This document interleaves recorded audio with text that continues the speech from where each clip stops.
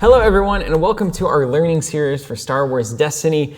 Zach and I are super excited to be here teaching another game, and Destiny is one that we have been rather obsessed with for a while now. I'm a huge fan. It is rare that a game comes along that is Star Wars. Well, it's not as rare these days, but Star Wars and it's the mix that's important, and beautifully simple. These are my favorite kind of games. This is the Netrunner category of game to me, which is a whole lot of depth, very easy to learn. Anyone watching a game for less than 5 minutes knows what's going on, and that's exactly what we're going to do here. Yeah, so Destiny is a kind of fast, very high action, back and forth style game, and it's really a zoomed in take on Star Wars, I would say duels or battles.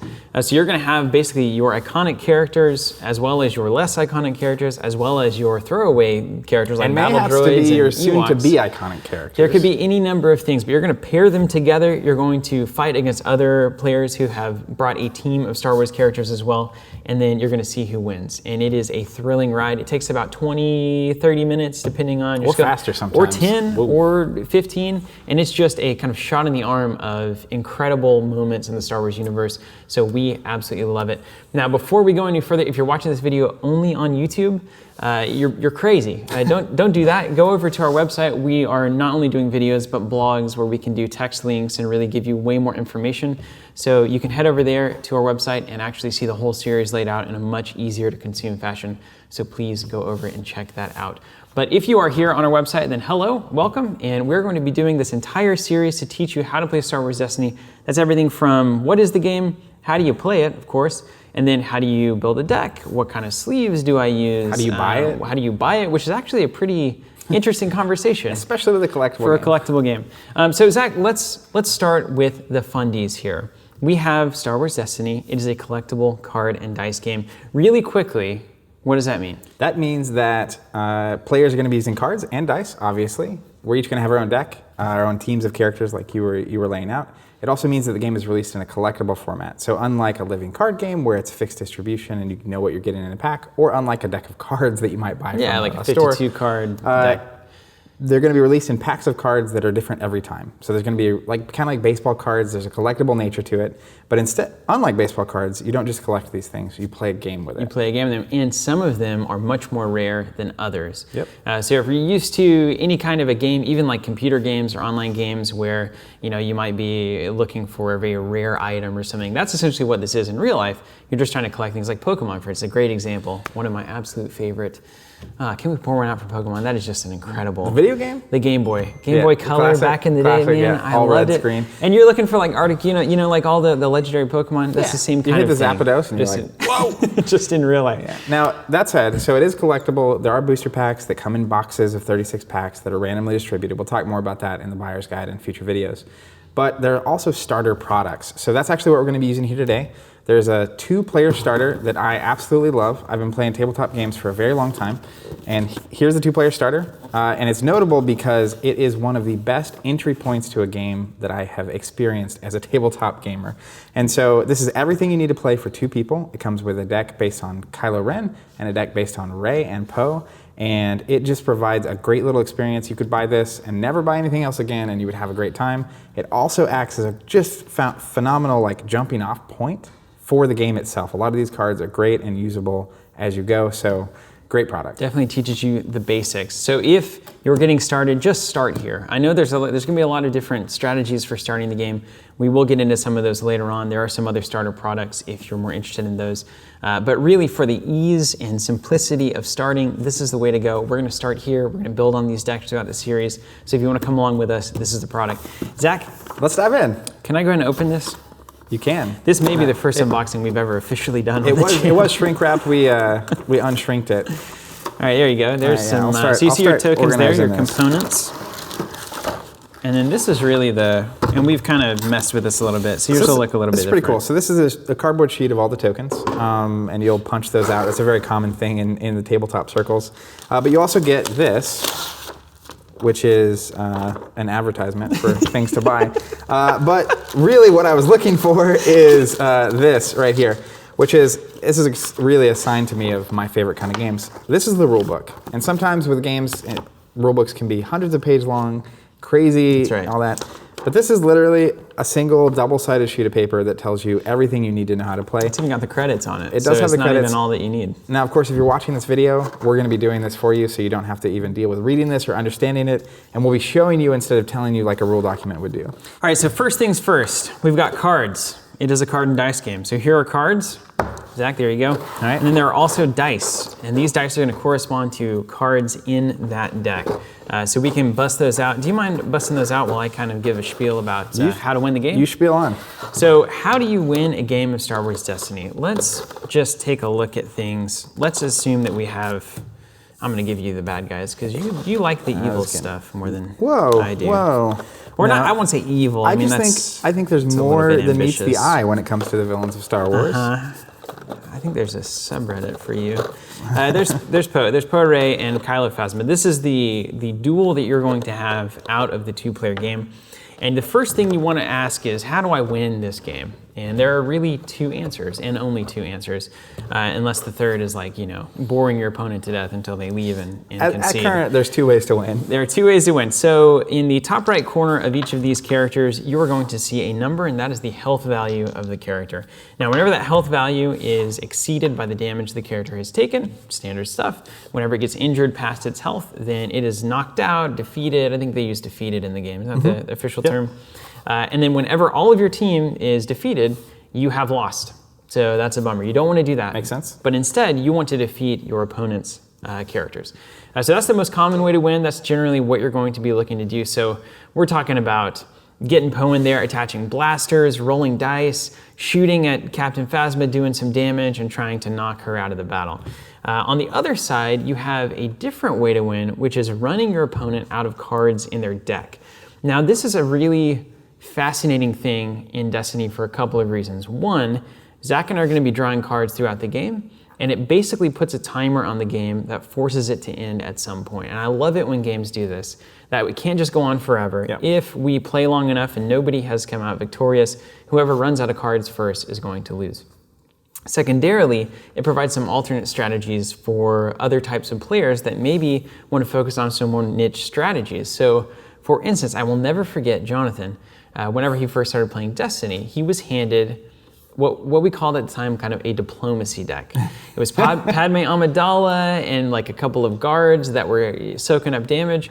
And the point of the deck was just to protect Padme and to run your opponent out of cards using discard effects. And then eventually it would win just by like talking you down, like that kind of a thing, which is pretty cool. So it opens up some different strategies to win the game. But the majority of the time, you're simply going to be attaching lightsabers, using force powers, jumping in starfighters, and then attacking and assaulting your opponent and trying to knock their characters off of the board. So we have Rey and Poe and Kylo and Phasma. Now, I just want to take a look at the basic concepts of the game. Here is a Rey die, and here is a Poe die. Now, this is going to be a common sight that you're going to see whenever you're playing Destiny. Every character comes in with dice. So they have dice that basically shows what they're capable of doing during the game. And whenever a character activates, which looks like this, I'm going to activate Rey. You actually take that die, you roll it into the kind of active pool is what it's called up top. And then that is now an option that you have later on in the turn to resolve dice to do effects based on what your die is showing. So here I have one with a little cross lightsaber thing. That means 1 melee damage. So whenever I resolve this die, I resolve it, I put it back on Rey, and I can do 1 melee damage to one of Zach's characters. So that's a general feel of the game. We're going to activate characters, roll their dice in, and then resolve the effects. Now you'll notice that, give me that, you got a raised lightsaber over there? I do have a raised lightsaber. There are ways throughout the game to make your characters better, because as we all know, throughout the game, or throughout the Star Wars universe, characters get cooler, and they get armor, and they get weapons, and they get all sorts of stuff. Absolutely, and so the things you're attaching to characters or putting on characters are either upgrades or abilities. So this is something to learn how to do, maybe a force throw or a force push they learn from Yoda. So cool. Or it's something like raised lightsaber. So this is a gear that they have that lets them obviously do more damage or be So let's say I attach Rey's lightsaber to Rey. Boom, we now have an additional die. Now here's the magic of the game, right? So now that I've spent my resources, I've attached this, I've invested in a weapon for Rey. Whenever Rey activates, I now get to roll all dice that are associated with her through the attachments, upgrades, abilities, whatever it is. So now whenever I activate, I get to roll 2 die. Let's just say that roll as well. And now you can see I'm capable of doing 4 damage, whereas previously I was only capable of doing 1 with raised die showing 1 there. So as I go through the game, I'm going to be attaching things to my characters, building them up, making them stronger, and then that gives them more and more damage potential and kind of ability potential so that I can do more damage to Zach, so that I can knock your characters off the board faster than you can knock mine off the board. Doesn't that sound exciting? It does sound exciting. Pretty easy, right? Makes a lot of sense. So that's how you win. These are kind of the fundamentals of the game. Let's say we also want to look at some different types of cards that we can play throughout the game. So we saw an attachment here. We also have event cards that I can play out of my hand. We also have support cards, and supports are super fascinating. So let's start with events. These are kind of the high fly-in, immediate resolution actions that you can play to represent big moments that are happening during the game. So instead of like Ray's lightsaber that Ray might get and then just have for the remainder of Ray being around, this is an event, right? It's a one-time thing that happens. So that's the I have you now, right? Which represents the moment in the movie where Vader has Luke with a target lock on. And it costs a resource, but it lets you turn one of your dice to a side showing damage. So maybe you weren't able to do damage and you have them now. So you're putting yourself in a position through an event to actually do damage to them. So you could play the card. Turn a die. It resolves the ability. Ray's got a blank side here. Well, let's turn it to 2 damage instead. And Ray is... And then after you play an event, it will go to your discard pile. It's gone. And it's gone. So it's a one-time effect as opposed to an upgrade or an ability that you attach to the character and they've learned. Here's something else that's cool. Supports. So you have your characters, you're building them up, you have events that kind of give them special moves and special actions and affect the board in an immediate kind of way. But you also have these things called supports, and that is your like big, kind of, not always big, but backing mechanisms, like for instance your droid commandos. I mean, this is representing like an entire army that is assaulting your opponent. And so droid commandos comes back here, and a lot of supports actually come with a die. So it actually has a die here, and then it can activate just like a character. And whenever it activates, you roll its die in, and look at that. 3 big damage from my droid commando army. And I think a really good example of what a support might look like would be R2-D2 or BB-8. So these are characters or items that support you but aren't necessarily with a particular character and kind of have a mind of their own, right? So the droid commandos is another great example. You might have General Grievous and his droid commandos come with him, and they're not necessarily attached to him, but they're also still helping aid him. All right, Zach, let's talk about the structure of this game, right? And this is one of the greatest things about Destiny, is that I can probably explain it in about 2 minutes. I'm going to go in a little bit more depth just for the sake of everybody listening. But here's the basics. I'm going to take an action, then you're going to take an action, and then I'm going to take an action. You're going to So it's that kind of game where we're trading this kind of microtransaction that is a single action, and it goes back and forth. And the reason that I love this so much is that the more you can make a turn granular like that, the less I do on my turn before I pass it over to you means that we have the most opportunity to react to the things that are happening. So in a game where, for instance, you might take 6 actions and then I take 6, it doesn't give me a lot of room to adjust my strategy, because you might do 1, 2, 3, 4, 5, 6. Oh, I'm done. Like I got hammered.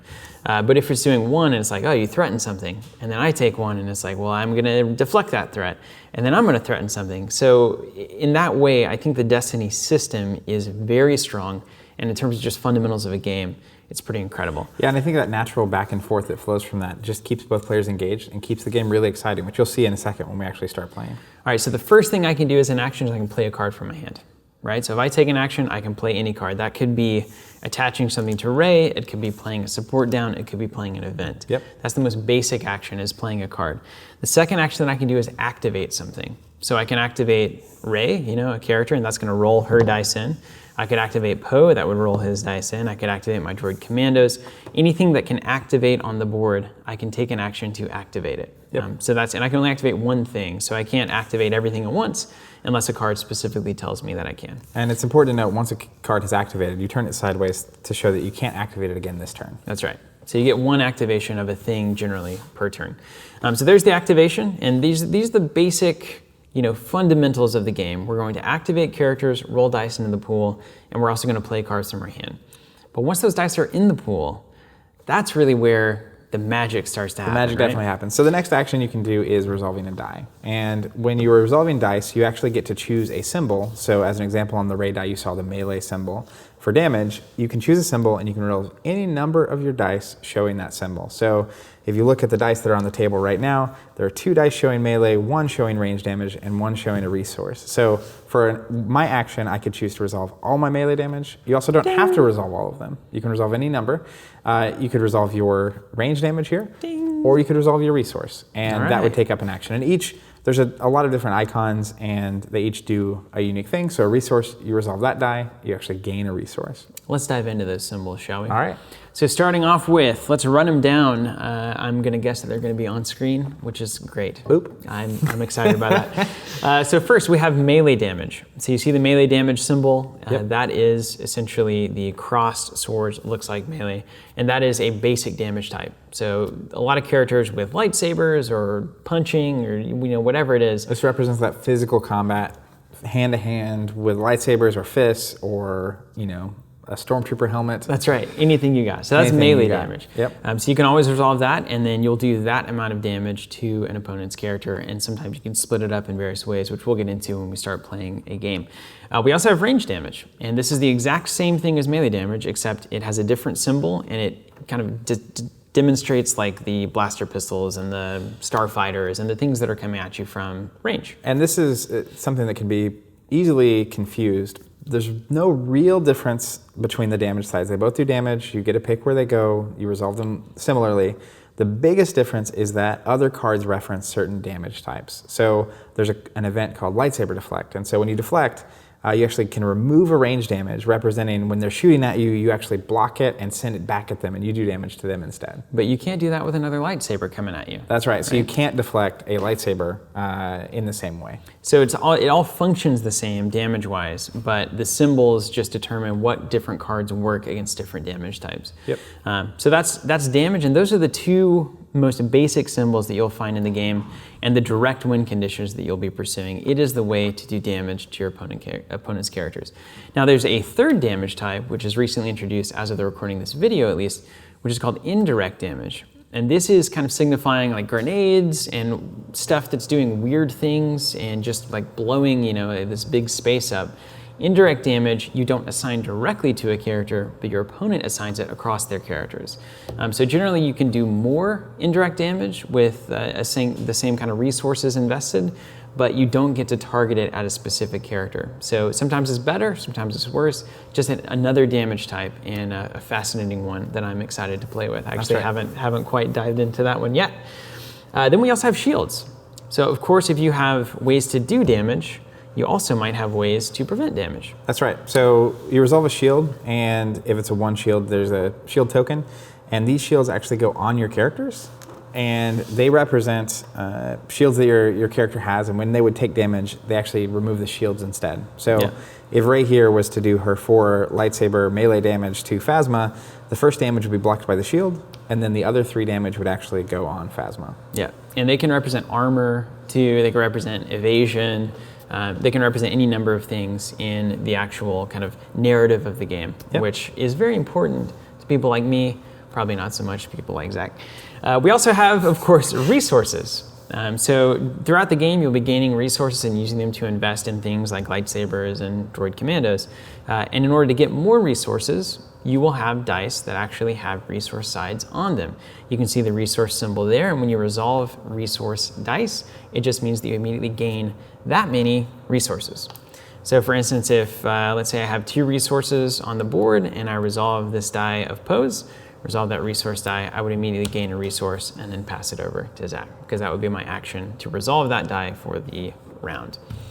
So there's resources, but of course on the other end we have disrupts. Which is exactly the inverse, and I'm not sure if there's where a die here is, but you'll see the symbol pop up, and effectively when you resolve disrupt, however many you're disrupting, you take that many opponents' resources and remove them. So if I disrupt 1, I would take one of Steven's resources and it would go away from the game. And it's gone. That's it. We also have a similar thing, a discard side, So I'm going to have a hand of cards. They have options that I'm going to be able to use throughout the game to do damage to Zach or to otherwise disrupt his plans.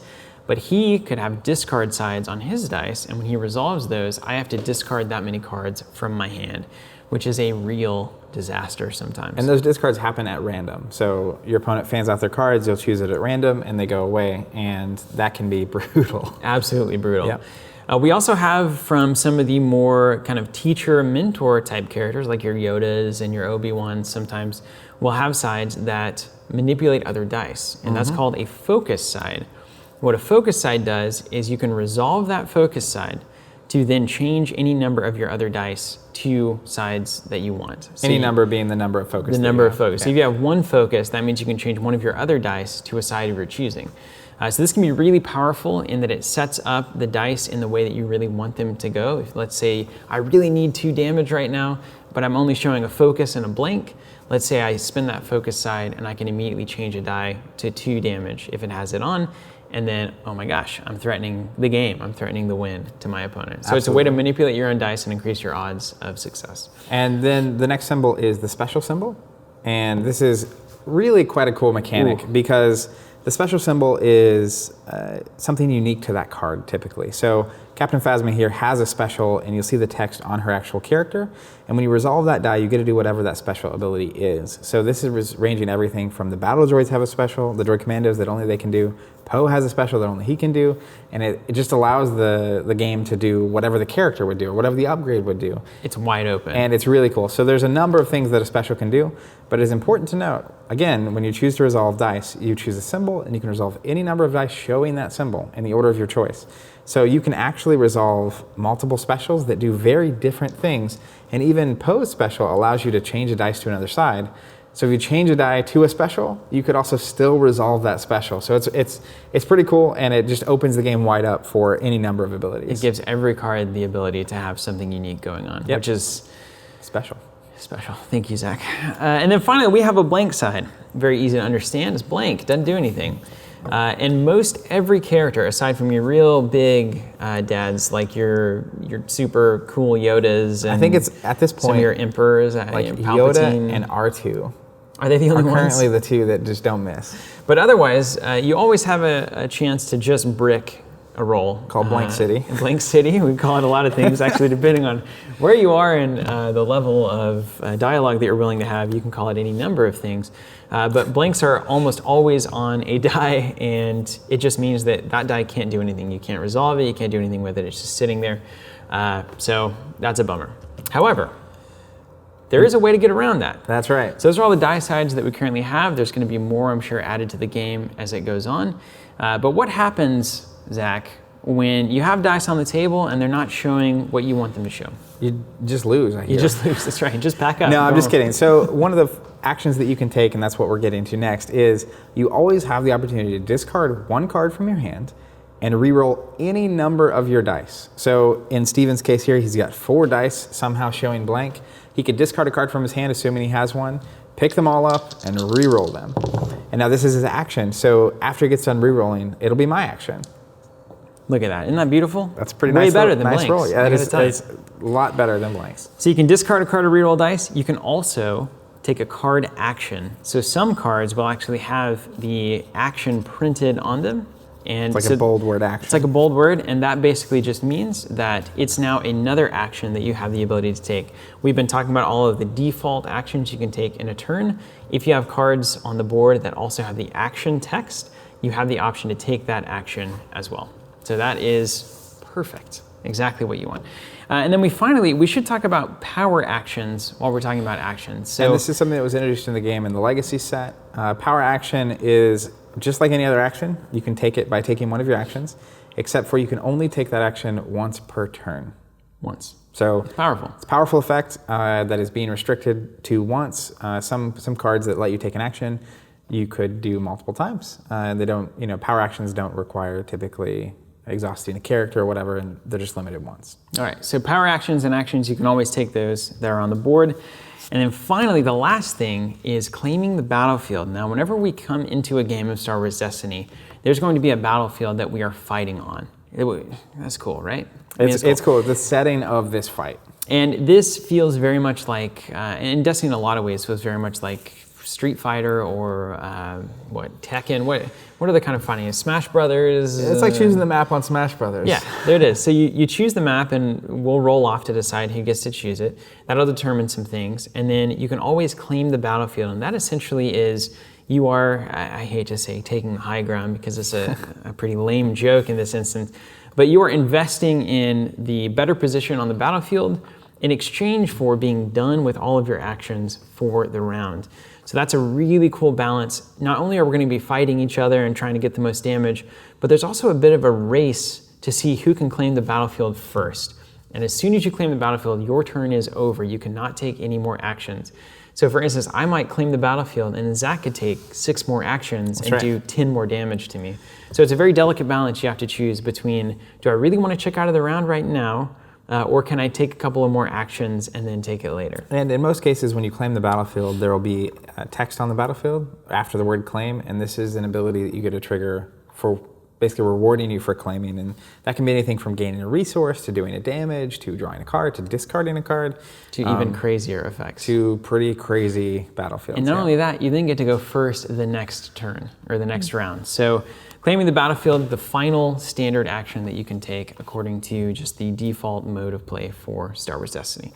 So those are all of the actions. We've got, let's run them down from the top. Can we do it by memory? I can do it by this action card that I have in my hand. So the actions you can take are, you can play a card from your hand. Yes. You can activate a character or support. You can choose to resolve dice. You can discard a card to re-roll your dice. You can use a card action, like the bold action, and you can also claim the battlefield.